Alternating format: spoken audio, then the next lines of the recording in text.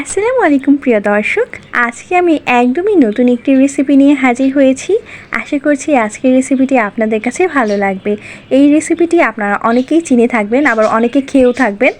আপনাদের এই অতি পরিচিত রেসিপিটি হচ্ছে হাঁকড়া অথবা ঘাগড়ার ডাটা রেসিপি।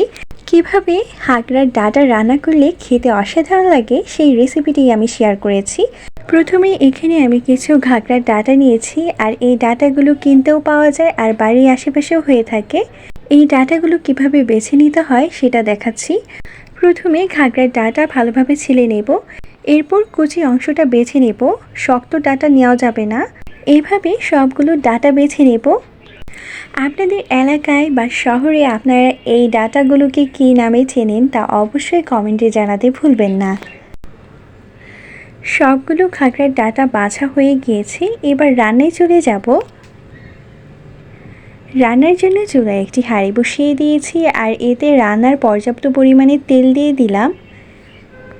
তেল গরম হয়ে আসলে এতে কিছু রসুন কুচি দিয়ে দিলাম।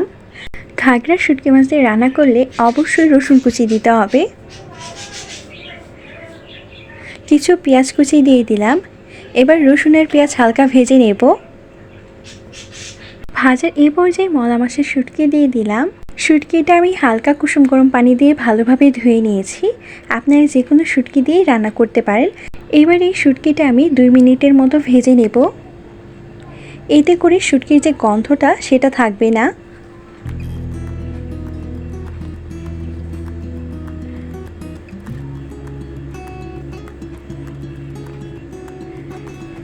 শুটকি ভাজা হয়ে এসেছে, এবার মশলা কষানোর জন্য অল্প একটু পানি দিয়ে দিলাম। এতে হাফ চা চামচ পরিমাণ আদা রসুন বাটা দিয়ে দিলাম। স্বাদ মতো লবণ দিয়ে দিলাম। হাফ চা চামচ পরিমাণ মরিচের গুঁড়া দিয়ে দিলাম। হাফ চা চামচ পরিমাণ হলুদের গুঁড়া দিয়ে দিলাম। এবার নেড়ে মশলাটা ভালোভাবে মিশিয়ে নেব।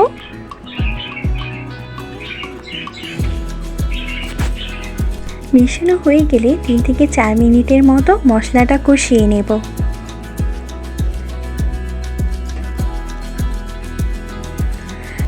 মশলা কষানো হয়ে গিয়েছে, এবার ঘাগড়ার ডাটাগুলো দিয়ে দিলাম।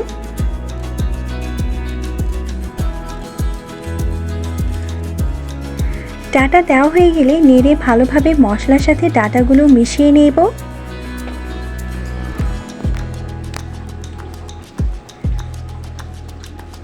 মেশানো হয়ে গেছে, এবার চুলার আঁচ মিডিয়ামে রেখে ঢাকনা দিয়ে ঢেকে 4 মিনিটের মতো কষিয়ে নেব। ফিরে এলাম 4 মিনিট পর। এবার ভালোভাবে নেড়ে দেব।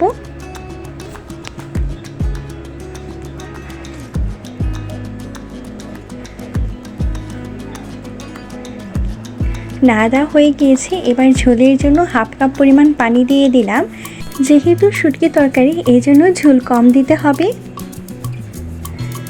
ঝোল দেওয়া হয়ে গিয়েছে, এবার ঢাকনা দিয়ে ঢেকে দেব আরও 5 থেকে 6 মিনিটের জন্য। ফিরে এলাম 5 থেকে 6 মিনিট পর। এই পর্যায়ে তরকারিটা নেড়ে চেড়ে দেব।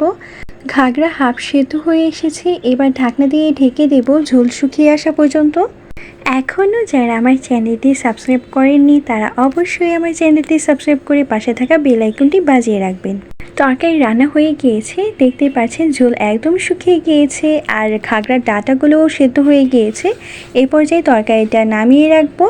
আজকের এই অসাধারণ রেসিপিটি আপনাদের কাছে কেমন লেগেছে তা কিন্তু অবশ্যই কমেন্টে জানাতে ভুলবেন না। ঘাগড়ার এই মজাদার রেসিপিটি গরম ভাতের সাথে খেতে খুবই ভালো লাগে। আপনারা অবশ্যই একবার এই রেসিপিটি ট্রাই করবেন, আর কেমন লাগলো অবশ্যই তা কমেন্টে জানাবেন। আজকের মতো এখানেই বিদায় নিচ্ছি। দেখা হবে নতুন কোনো ভিডিওতে। আল্লাহ হাফেজ।